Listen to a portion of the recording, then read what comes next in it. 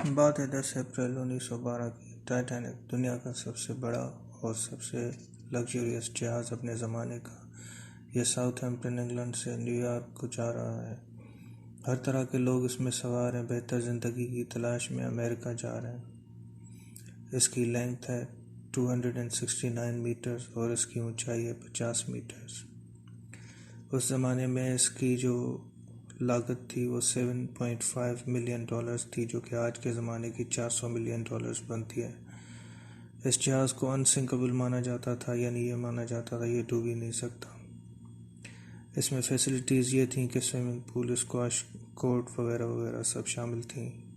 यानी जो इंसान सोच सकता है, जो इंसान ड्रीम कर सकता है, वो सारी की सारी फैसिलिटीज़ अवेलेबल थी। सिर्फ 2 दिन के बाद वार्निंग्स आना शुरू हो गई कि यहाँ पर तो ख़तरे ही ख़तरे हैं, यहाँ पर समंदर में आइसबर्ग्स हैं, तो बी केयरफुल। मगर इन लोगों के पास घमंड था, तो अपने घमंड में इन्होंने वार्निंग्स को इग्नोर किया। और एक रात जब विजिबिलिटी बहुत कम थी और कुछ भी नज़र नहीं आ रहा था, तो आइसबर्ग एक बंदे को, जो कि यानी कि वॉच आउट पर था, पेट्रोलिंग पर था, तो उसको आइसबर्ग नज़र आया और उसने आइसबर्ग देखते ही यानी कि ये अलर्ट शुरू कर दिया कि जल्दी से जहाज़ को मोड़ो। मगर ये इट वॉज टू लेट, अब ये टू लेट था। जहाज़ आइसबर्ग से टकरा जाता है। आइसबर्ग 200 बाय 400 फीट उसकी यानी कि मैग्नीट्यूड उसका था। आइसबर्ग 1.5 मिलियन टन उसका वज़न था। नतीजा ये निकला कि टाइटैनिक जहाज़ में एक बड़ा डेंट पड़ गया, जहाज़ में होल्स हो गए। अब इनको लगा कि ये डूबने से नहीं बचेगा, और बदकिस्मती के बाद बदकिस्मती। टाइटैनिक कहानी है बदकिस्मतियों की और बदबख्तियों की।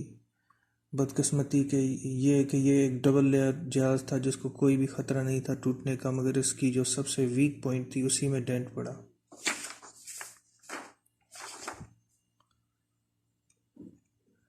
आसपास के जहाज़ों को उनको उम्मीद थी कि आसपास कोई जहाज़ होगा जो कि मदद के लिए आएगा।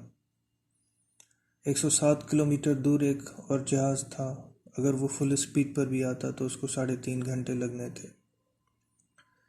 अब इन्होंने फैसला किया कि पैसेंजर्स को एवैक्यूएट किया जाए और लाइफ बोट्स का इस्तेमाल किया जाए। 65 लोग पहली लाइफ बोट में सवार होने के लिए 65 लोगों की गुंजाइश थी, मगर सिर्फ 28 लोग सवार हुए, क्योंकि अभी भी इनको लगता था कि इस जहाज़ को कुछ भी नहीं हो सकता था। आगे वाला हिस्सा पानी में डूबने लगा। इसमें सिर्फ 20 लाइफ बोट्स थीं।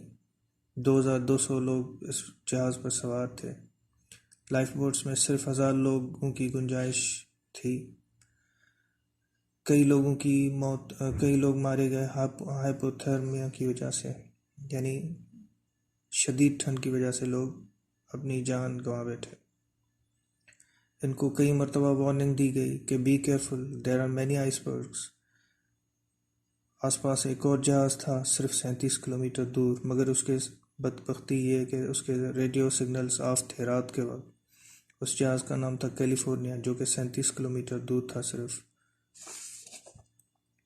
इनके पास सफिशिएंट लाइफ बोट्स नहीं थी, क्योंकि ये मानते थे कि ये जहाज़ सेफेस्ट जहाज़ है दुनिया में।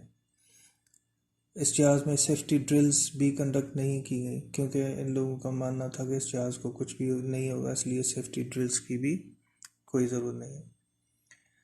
ये फुल स्पीड पर जा रहा था। किस लिए फुल स्पीड पर जा रहा था? इसलिए कि इसको इन लोगों को एक रिकॉर्ड बनाने का पागलपन सर पर सवार था कि हमें रिकॉर्ड बनाना है कि ये ना सिर्फ दुनिया का सबसे बड़ा और सबसे लग्जूरियस जहाज़ है, मगर तेज़ तरीन जहाज़ भी है। इनको बार बार कहा गया, देखो बड़े रिस्क हैं, ऐसा मत करो, लेकिन घमंड में इन्होंने कोई बात नहीं सुनी, सब कुछ इग्नोर किया।